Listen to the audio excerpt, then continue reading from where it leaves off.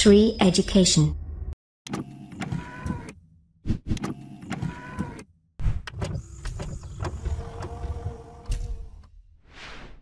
नमस्कार दोस्तों, बहुत बहुत स्वागत करता हूं मैं आप सभी का श्री एजुकेशन की तरफ से। मेरा नाम है रवि। तो दोस्तों, आज के इस वीडियो में हम मोस्ट एक्सपेक्टेड करंट अफेयर पढ़ने वाले हैं। ये वीडियो स्पेशली एसएससी सीजीएल और जो आपका एग्ज़ाम होने वाला है यूपी पीसीएस के लिए लाभदायक होगा। ये इस वीडियो सीरीज में आपको ऐसे ऐसे करंट अफेयर बताऊंगा जो आपके एग्ज़ाम में हर हाल में आएंगे, क्योंकि इस साल ऐसी ऐसी कुछ घटनाएं हैं, ऐसे ऐसे जो कुछ बातें हुई हैं जो आपके एग्ज़ाम में एज ए करंट अफेयर तो पूछी जाएंगी। इनमें हमने वो वाले टॉपिक लिए हैं जो कि बहुत ही इम्पोर्टेंट हैं। ठीक है, अगर आप एसएससी सीजीएल का एग्ज़ाम देने वाले हैं और यूपी पीसीएस का एग्ज़ाम देने वाले हैं, कोई भी एग्ज़ाम आपका आने वाला है, तो ये करंट अफेयर आपके लिए बहुत इम्पोर्टेंट है। तो चलिए शुरू करते हैं। तो सबसे पहला टॉपिक जो है, सबसे इम्पोर्टेंट टॉपिक, वो हम लेते हैं सार्क सैटेलाइट। सार्क सैटेलाइट भेजा गया है, आप जानते हैं कब भेजा गया है? 5 मई को भेजा गया है। कब भेजा गया है? 5 मई को भेजा गया।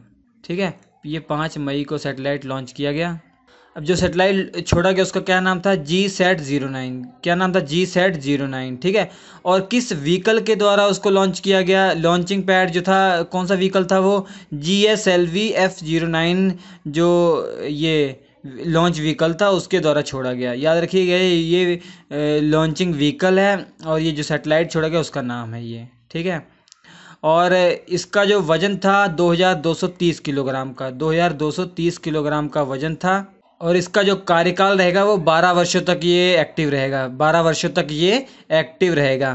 अब इस पे खर्चा कितना लगा? 235 करोड़ लगा है। पूरा इंडिया ने इसको दिया, पूरा जो खर्चा है वो इंडिया ने वहन किया है।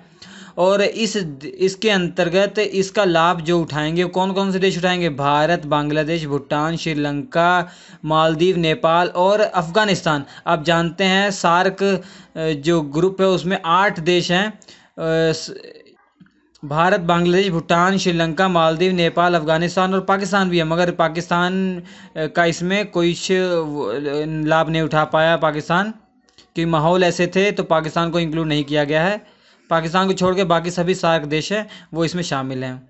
तो एक तरीके से भारत का ये गिफ्ट है, सार्क देशों को ये गिफ्ट है। ठीक है, अब 2014 में याद रखिए 18वां जो सार्क सम्मेलन हुआ था, 18th सार्क समिट जो हुआ था वो हुआ था 2014 में। कहाँ हुआ था? नेपाल में हुआ था। वहीं पे भारत ने ये बताया था कि भारत ऐसा करने वाला है, ऐसा कुछ लॉन्च करने वाला है। भारत ने इसका जो जिक्र है 2014 नेपाल में जो सम्मेलन हुआ था उसी में कर दिया था, जो कि 18वां सम्मेलन था। ठीक है, तो सार्क सैटेलाइट के बारे में ऐसा कहा। सार्क सैटेलाइट कहा जाता है या दक्षिण एशियाई उपग्रह भी कहा जाता है इसको। क्या कहा जाता है? दक्षिण एशियाई उपग्रह।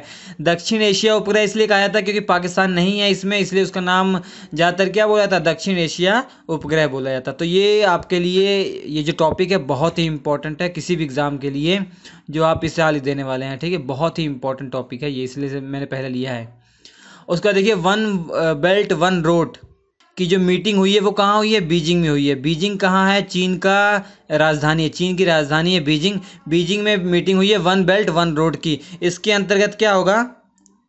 65 देश, जो 65 देश हैं उनको जल और थल से जोड़ा जाएगा, आपस में जल और थल से जोड़ा जाएगा। ठीक है, इसके अंदर 65 देशों को जल और थल सीमा से जोड़ा जाएगा।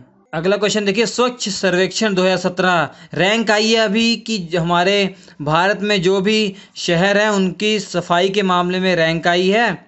ठीक है, तो सबसे पहले आपको इसमें स्टेप बाय स्टेप मैं बताता हूँ कितने वो शहरों के बारे में आया। तो 434 शहरों के बारे में आया। तो 434 जो शहर हैं उनकी रैंक आई है, उनकी लिस्ट आई है रैंकिंग के हिसाब से सफाई के मामले में। तो पहली रैंक पे जो रहा वो इंदौर है। इंदौर जो है मध्य प्रदेश का जो शहर है वो सबसे अव्वल रहा, सबसे साफ़ सुथरा जो है वो इंदौर रहा है। और सबसे लास्ट में जो है गोंडा, यूपी ज़िले का, यूपी में एक ज़िला है जिसका नाम गोंडा है, वो रहा सबसे आखिरी में। ठीक है, और फर्स्ट और लास्ट ही पूछा जाता है, मगर अगर आप चाहें सेकंड रैंक जो है वो भोपाल की है। सेकंड में कौन आया? भोपाल आया है। और तीसरे पे विशाखापट्टनम, भोपाल मध्य प्रदेश में है, विशाखापट्टनम जो आपका आंध्र प्रदेश में है। ठीक है, और चौथे पे जो है आपका सूरत, जो सूरत आपका कहाँ पे है, गुजरात में, जानते होंगे सूरत, ठीक है। और पाँचवें पे मैसूर है, पाँचवें पे मैसूर। मैसूर पिछले साल क्या था, फर्स्ट रैंकिंग पे था, जबकि सफाई के मामले में इस बार ये फिफ्थ रैंकिंग पे है, ठीक है। मैसूर कहाँ, कर्नाटक में है, कर्नाटक में। और 434 नंबर पे जो लास्ट नंबर पे गोंडा है। और 433 वाला अगर बता दे, भुसावल। 433 में कौन सा है, भुसावल, ठीक है, भुसावल। ये सब नहीं, पहला और लास्ट याद कर लीजिए, बहुत है। 432 पे बगहा है और 431 पे हरदोई है, ठीक है। और ये आपको मालूम होना चाहिए, ये रैंकिंग निकाली किसने है, ministry of urban development of India, all central board of India ने ये पब्लिश किया। ये जो लिस्ट है इन्होंने पब्लिश की है। और यूपी पीसीएस का एग्ज़ाम होने वाला है, तो यूपी के बारे में ज़रूर पूछा जाएगा। यूपी का जो पहले नंबर पे सबसे स्वच्छ वो है, वो बनारस आया है, ठीक है, वाराणसी आया है वो, ठीक है, वाराणसी। इसकी रैंक कितनी है, 32 रैंक है इसकी, कितनी है, 32 रैंक है। और ये इसका इस बार रैंकिंग का तरीका क्या था, ये भी पूछ सकता है। तो रैंकिंग का तरीका ये था, टोटल जो मार्क्स थे, जो टोटल नंबर थे, वो 2000 थे, ठीक है, 2000 में डिस्ट्रीब्यूट करना था। ये डिस्ट्रीब्यूशन ऐसे था कि 900 एक था, एक दूसरा चरण 600 था, और तीसरे चरण में 500 थे। जो 900 में थे, ये देखा जाता था कि हर शहर के अंदर वो खुले में शौच से कितना मुक्त है। जो ज़्यादा खुले में शौच करते हैं उसको नंबर कम दिया गया, जिसका खुले में शौच नहीं जो लोग करते हैं जिस शहर में, उसको अच्छी नंबर दिए गए। और 600 जो नंबर थे, ये थे फीडबैक पे थे, आधारित थे। उस जिस शहर की रैंकिंग, जिस शहर को नंबर देने थे, उस शहर के लोगों का फीडबैक लिया जाता था, ठीक है। और 500 में जो कमेटी गठन हुई थी ना, वो अपने तरीके से नंबर दे रही थी, ठीक है, वो अपने तरीके से नंबर दे रही थी। तो निष्पक्ष आकलन जो था वो 500 नंबर का था। तो ये पूछा जाएगा आपसे कि 45% में किसका भाग था, जो शौचालय मुक्त अभियान वाला, ठीक है। और 30% जो है वो फीडबैक था, 25% जो है वो निष्पक्ष आकलन था। ये आपको बात याद रखनी है, ठीक है। अभी हाल ही में जो विश्व का सबसे स्वच्छ शहर है, ये भी आपसे पूछा जा सकता है। तो कनाडा का शहर है जिसका नाम है कैलगरी। कनाडा का शहर क्या नाम है, कैलगरी। लिख देता हूँ मैं, कैलगरी नाम है, ठीक है, कैलगरी कनाडा में है। विश्व का सबसे स्वच्छ शहर माना गया है। उसके बाद देखिए अगला जो टॉपिक है, अफ्रीकी विकास बैंक पर आधारित है। अफ्रीकी विकास बैंक की 52वीं जो बैठक हुई है, ये आपसे पूछ सकता है। तो 52वीं बैठक कहाँ हुई है, ये इंडिया में कहाँ, गांधीनगर में हुई थी, ठीक है, गांधीनगर में। गुजरात की राजधानी क्या है, गांधीनगर, तो वहाँ पे हुई है। अफ्रीकी विकास बैंक के बारे में एक नज़र डालते हैं। अफ्रीकी विकास बैंक का जो स्थापना हुई थी, ये भी पूछ सकता। तो 1964 में इसकी स्थापना हुई थी, 1964 में इसकी स्थापना हुई थी। मगर जो भारत सदस्य बना वो 1983 में सदस्य बना था। भारत इसका जो सदस्य बना था वो 1983 में बना था। अफ्रीकी विकास बैंक एक ऐसा संगठन था जो कि आर्थिक रूप से सहायता के लिए ये बनाया गया था, ठीक है, डेवलपमेंट के लिए बनाया गया था। अफ्रीकी डेवलपमेंट बैंक इसका नाम है। इसका हेडक्वार्टर आपको मालूम हो चाहिए, मुख्यालय कहाँ पे है, आबिदजान में है, ठीक है। आबिदजान कहाँ पे है, आइवरी कोस्ट जो कंट्री वहाँ पे है, ठीक है, आइवरी कोस्ट में है आबिदजान, ठीक। और इसमें कितने सदस्य हैं, 78 देश हैं। इसके सदस्य में कितने देश हैं, 78 देश जो है इसका लाभ उठा सकते हैं, जिनमें भारत भी एक है। अब ये बहुत ही इम्पोर्टेंट है, अभी सब जानते हैं, हड़कंप मच गया था 12 मई से लेकर 15 मई के बीच में साइबर अटैक हुआ था, आप सब जानते हो। उस साइबर अटैक पूरे विश्व में लगभग इससे प्रभावित हुआ था, और 3 लाख से ज़्यादा जो कंप्यूटर थे वो इससे प्रभावित हो गए थे। और इसे एक प्रश्न आपसे पूछा जाएगा कि जो जिससे अटैक हुआ था, जो वायरस था, वो कौन सा, उसका नाम क्या था, उस मालवेयर का नाम क्या था। तो उसका नाम क्या था, वानाक्राई। क्या था नाम था, वानाक्राई रेमन्सवेयर नाम था, ठीक है। और इनका पर्पस क्या था, इनकी मांग ये थी, $300 से $600 बिटकॉइन के रूप में इनकी मांग थी, ठीक। एक रेड कलर की स्क्रीन आई थी, उस पर बहुत इंस्ट्रक्शन लिखे होते थे, और यहाँ पे एक लास्ट में एक वो लिखा होता था कि पैसे मांगने वाला जरिया था, ठीक है, पैसे अगर दोगे ये स्क्रीन हट जाती थी।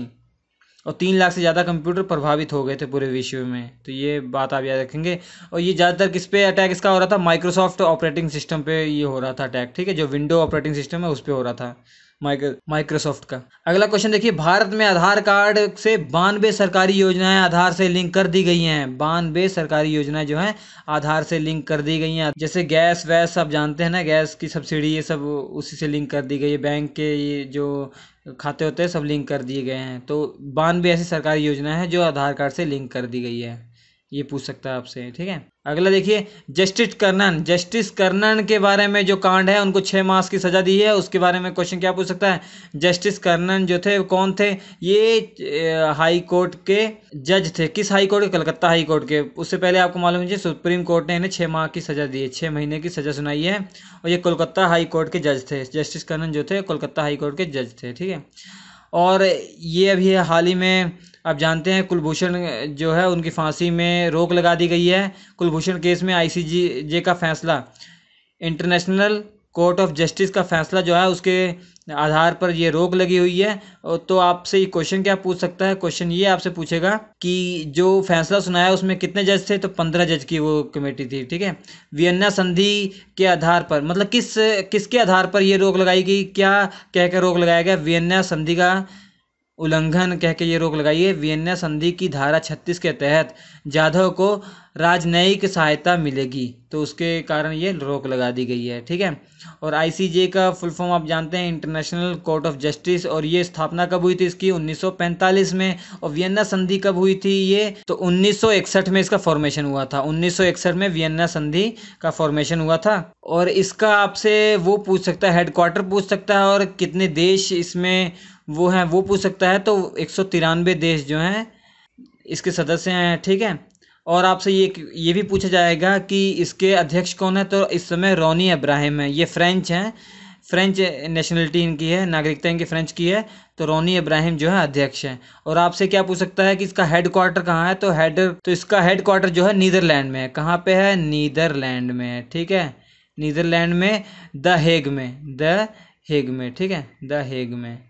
दी हेग कहाँ है, नीदरलैंड में है। तो ये आप बात याद रखेंगे, ठीक है।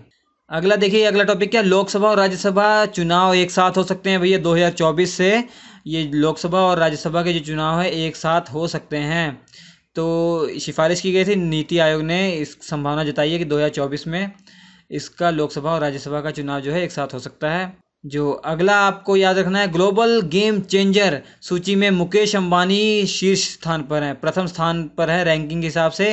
ग्लोबल गेम चेंजर सूची में मुकेश अंबानी प्रथम स्थान पर हैं, जियो की वजह से, मुझे लगता है जियो की वजह से, ठीक है, आप सब जानते ही हैं। और UN संयुक्त राष्ट्र की आर्थिक वृद्धि रिपोर्ट जो आई है उसके अंतर्गत जो है भारत की जो विकास दर है वो 7.1 है, 7.1% है 2017 में, और 2018 में यह 7.5% रहेगी, ठीक है, 7.5% रहेगी 2018 में। अगला देखिए टॉपिक जो है, मोदी जी श्रीलंका में जो गए थे, आप जानते हैं वैसाख दिवस भी मनाया था उन्होंने, कोलंबस में मनाया था, ठीक है, कोलंबो में मनाया था। कोलंबो से वाराणसी के बीच विमान सेवा का उन्होंने वो घोषणा की है कि डायरेक्ट विमान सेवा होगी कोलंबो से बनारस तक, ठीक। जो दौरा किया था श्रीलंका का मोदी जी ने, तो इसके बारे में ये आपसे पूछ सकता है। अगला देखिए, अफगानिस्तान में पहला टीवी चैनल खुला है जो महिला टीवी चैनल है, ठीक है, पहला महिला टीवी चैनल खुला है अफगानिस्तान में। आप जान सकते हैं, सोच सकते हैं कि क्या स्थिति होगी महिलाओं की। अगला देखिए, चीन ने ताइवान का नाम बदल दिया, चीन ने ताइवान का नाम बदल दिया। ये चीन मान लिया, तो यहाँ पे एक आइलैंड है जिसका नाम ताइवान है, वो चीन के ही अंडर में है लगभग, तो उसका नाम बदल दिया है। चीन ऐसे ही करता है, अपनी दादागिरी दिखाता है ऐसे ही हर जगह।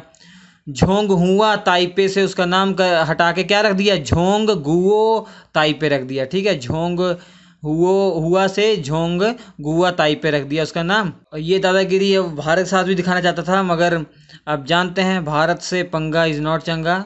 जैसा अपने बाकी पड़ोसी देशों को वो समझता है वैसे भारत को भी समझता था, मगर उसकी गलतफहमी जो है दूर हो जाएगी। 1962 में हमारी हार हुई थी, वही उसके दिमाग में चल रहा है, मगर उसे मालूम होना चाहिए ये 2017 का भारत है। तो ये करंट अफेयर आपको मालूम होना चाहिए, इंपॉर्टेंट। अगला वीडियो भी देखिए, इसमें अगले वीडियो में और करंट अफेयर लाऊंगा। ये ऐसे करंट अफेयर बहुत ही इंपॉर्टेंट आपके एग्जाम में आएंगे, आपको लग रहा होगा ये टॉपिक ऐसे हैं जो एक्सपेक्टेड हैं। वीडियो अच्छा लगा हो लाइक कीजिएगा, शेयर कीजिए दोस्तों के साथ, ताकि वो भी इसका लाभ उठा सकें। हम आपसे मिलेंगे अगले एपिसोड में, तब तक के लिए नमस्कार।